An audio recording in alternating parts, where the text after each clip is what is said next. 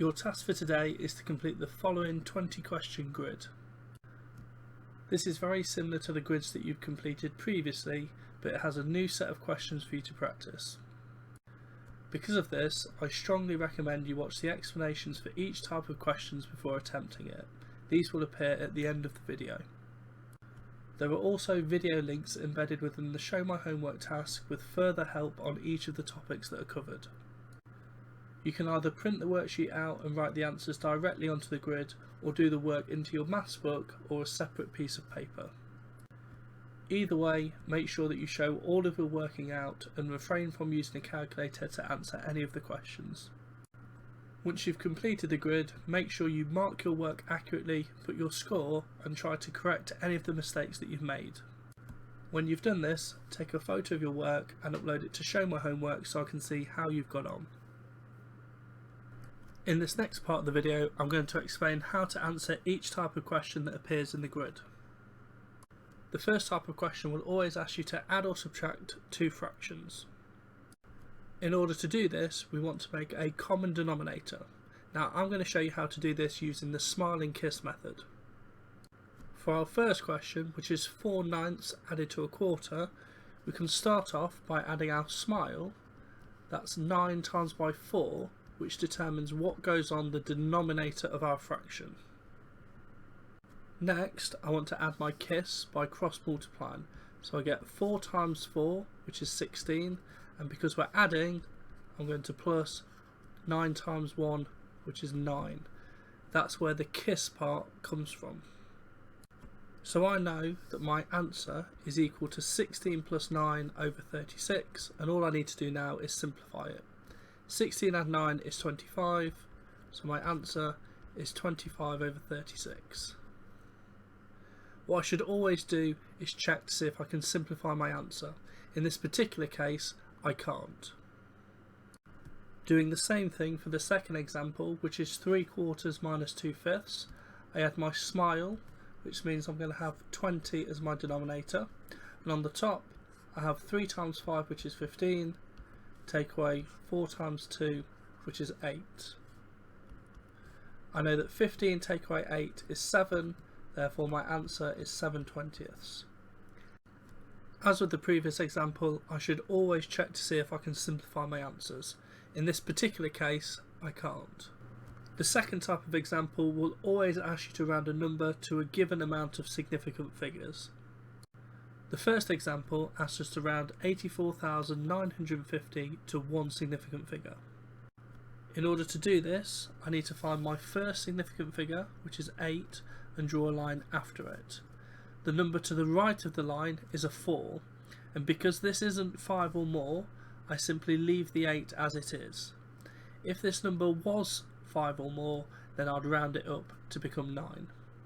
Every number after this line then becomes a 0, so that means my answer would be 80,000 rounded to one significant figure.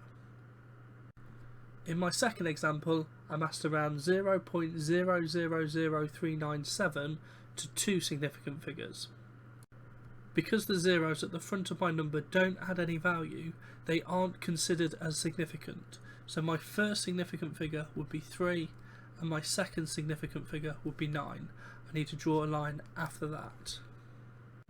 This time, looking to the right of the line, I have a 7, and that is 5 or more, which means I need to round the number to the left up. Because I have a 3 and a 9, that's like 39, that would round up to 40. So my answer would be 0.00040. The two significant figures would be the 4 and the 0, and therefore it's important that you keep the 0 at the end. The third type of question will always ask you to times or divide two fractions. In my first example, I'm asked to work out 3/7 times by 4/5. To do this, I simply times the numerators and denominators together. So 3 times 4 gives me 12, and 7 times 5 gives me 35. That would be my final answer. Obviously you should check to see if you can simplify your answer, but in this particular question I can't. In my second example, I'm asked to work out 1/9 divided by 2/5. I can use the KFC method to help me work this out. The KFC method says keep the first fraction the same, so that's 1/9. Flip the second fraction over, so that becomes 5/2 instead of 2/5, and then change the divide to a times. So what I need to work out is 1/9 times by 5/2. As with before, I can times the numerators and the denominators to get my answer. So on the top, 1 times 5 gives me 5, and on the bottom, 9 times 2 gives me 18. So that would be my final answer. Again, you should see if you can simplify your answer, but in this case, I can't. The fourth type of question will always ask you to factorise an expression fully. That means you need to take the expression and put it into a single bracket. In order to do this, I need to find the highest common factor of each part of the expression and take it out the front. In my first example, I know that the highest common factor of 18 and 12 is 6, so I'm going to take a factor of 6 out the front of my brackets. 18x divided by the factor of 6 I've took out leaves me with 3x, and positive 12 divided by 6 leaves me with positive 2 in my bracket. So that would be my factorised answer. In my second example, I can't take out a factor of a number, but there is a common factor, and that's an x. So I want to take an x out the front of my brackets. If I take 7x squared and I divide it by x, I get 7x. And if I take minus 4x and divide it by x, I get minus 4. So this would be my factorised answer. Sometimes you might be able to take out a factor of both a number and a letter, and this is what happens in the third example. Looking at each part in stages, I know that the highest common factor of the number part, which is 20 and 45, is 5. I know that the highest common factor of x squared and x cubed would be an x squared, and I also know that the highest common factor of y and y squared would be y. So that's what comes out the front of my brackets. If I take 20x squared y and divide it by 5x squared y, I know that 20 divided by 5 is 4. X squared divided by x squared would cancel out, and y divided by y would cancel out. So that's going to be the first bit of my bracket. I've then got a plus sign, and if I do 5 divided into 45, I get 9. X cubed divided by x squared gives me x, and y squared divided by y would give me 1y. So this here would be my fully factorised answer. When you factorise into brackets like this, it's really important that you take out the highest common factor. If you don't, and you only take part of the factor out, it isn't considered fully factorised. The fifth type of question will be a combination of either finding a product of primes or using that to find a highest common factor or lowest common multiple of two numbers. We're going to combine all of these into one big example to demonstrate how you can do each of them. Firstly, to write 28 as a product of primes, we need to split it up into a factor pair. So I know 28 is the same as 4 times 7. I can circle 7 because I know it's prime, but 4 I need to split up again. So I can say that that's 2 times 2. Again, because 2 is prime, I can circle them, and therefore as a product of primes, I know that 28 is 2 times 2 times 7, well that's the same as 2 squared times by 7. Doing the same thing for 35, I know that that's 5 times by 7, and at this point I can see that 5 and 7 are both prime. So as a product of primes, I know that 35 is 5 times 7. If I'm asked to find the highest common factor or lowest common multiple, and I've written the numbers as a product of primes, I can use a Venn diagram to help me do this. On the left side of my Venn diagram, I'm going to put all of the prime factors of 28, and on the right hand side, I'm going to put 35. Any prime factors that appear in both lists, I'll put in the middle. Now, comparing the product of primes of 28 and 35, I can see that 7 appears in both lists. There's a 2 and a 2 which appears only in the 28, and there's a 5 that appears only in the 35. So this would be my completed Venn diagram. Now to work out the highest common factor, I need to multiply every part that appears in the middle of the Venn diagram. Because I only have one number and it's 7, that means that the highest common factor is 7. To work out the lowest common multiple, I need to multiply all of the numbers in the Venn diagram. So that would be 2 times 2 times 7 times 5. And that would give me an answer of 140. The sixth type of question will ask you to work out a multiplication. We can use a column multiplication to help us do this. So in our example, we want to work out 251 times by 43. I'm going to start off with the 3. I'm going to times it by every digit that's above it. So 3 times 1 is 3, 3 times 5 is 15, so I put a 5 and carry 1 on, and 3 times 2 is 6, with the 1 that I carried on makes 7. I now need to do the same thing but with the digit 4. Because this 4 doesn't actually mean 4, it means 40, I need to remember to add a 0 onto my second column before I start multiplying. So 4 times 1 is 4, 4 times 5 is 20, so I put a 0 and carry 2 on, and 4 times 2 is 8, with the 2 that I've carried over makes 10. The final thing I need to do is add all of these answers together. So 3 and 0 is 3, 5 and 4 is 9, 7 and 0 gives 7, and then we've got 0 and 1 on its own. So that means my answer is 10,793. The seventh question will always be a fraction, decimal or percentage conversion. I'm going to go through each of the 6 types that you could be asked to do. So firstly, expressing a percentage as a decimal. To do this, I take the percentage amount, which in this case is 3, and I divide it by 100. I know that 3 divided by 100 would be 0.03, and therefore that's my answer. To express 24% as a fraction, I'd take the percentage, which is 24, and write it out of 100. The next thing I need to do is simplify my fraction, so I know I can divide the top and bottom by 4. 24 divided by 4 is 6, and 100 divided by 4 is 25. So my answer would be 6/25. To convert a decimal to a percentage, you need to take the decimal, which in this case is 0.7, and times it by 100. I know that 0.7 times 100 would be 70, therefore my answer is 70%.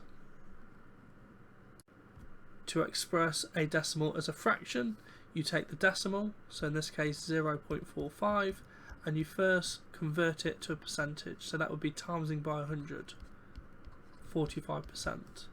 We can then say that 45% is the same as 45 out of 100, just as we did before, and then we can simplify our answer. So I can divide the top and bottom by 5, which gives me 9/20. So that is my final answer. If we're asked to express a fraction as a percentage, you want to write the percentage out of 100, and then the numerator will be the percentage value. So in this case we have 2/25, and I want to write that as a fraction out of 100. I know that to get from 25 to 100, I've times by 4. Therefore 2 times 4 on the top would give me 8, and therefore my answer is 8%. Lastly, to express a fraction as a decimal, I first want to convert it into percentage and then divide my answer by 100. So just as we did before, I'm going to start off with 4/5, and I want to write this as a fraction out of 100. I know to do that I've times the denominator by 20, which means on my top I get 4 times 20, and that's 80.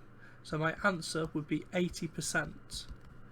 Now because we want it as a decimal, we take our percentage, which is 80, and divide it by 100, which gives us an answer of 0.80 or 0.8. So that would be my final answer. The 8th type of question will always ask you about either prime or square numbers.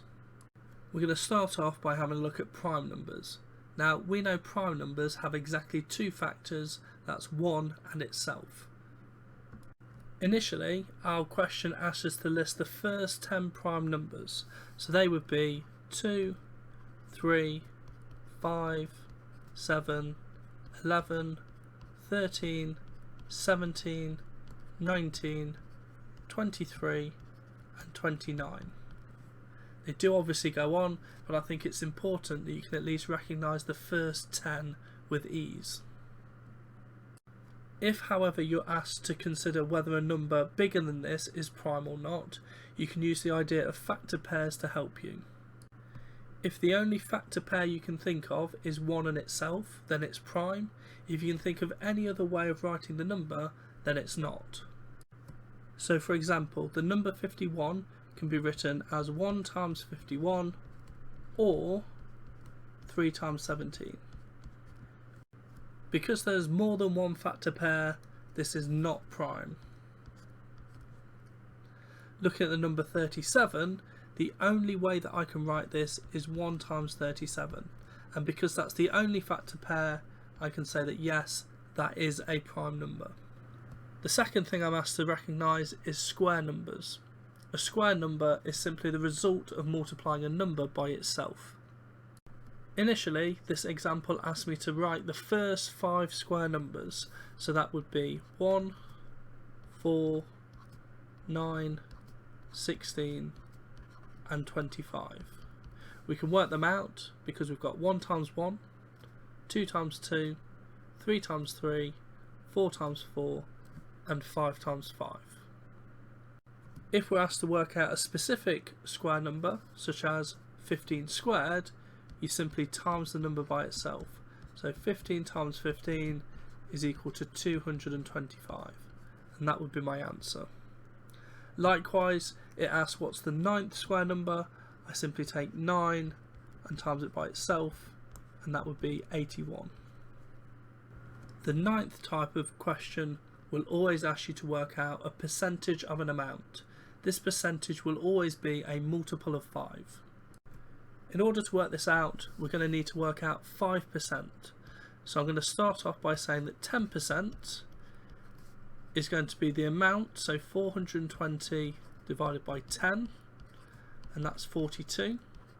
And therefore 5% would be half of this, so 42 divided by 2, which is 21. Because I want to work out 35%, I know that I need 7 lots of 5%, because 5 times 7 is 35. That means that 35% is going to be equal to 21 times by 7, and I can work this out using a column multiplication. So 7 times 1 is 7, 7 times 2 is 14, and therefore my answer is 147.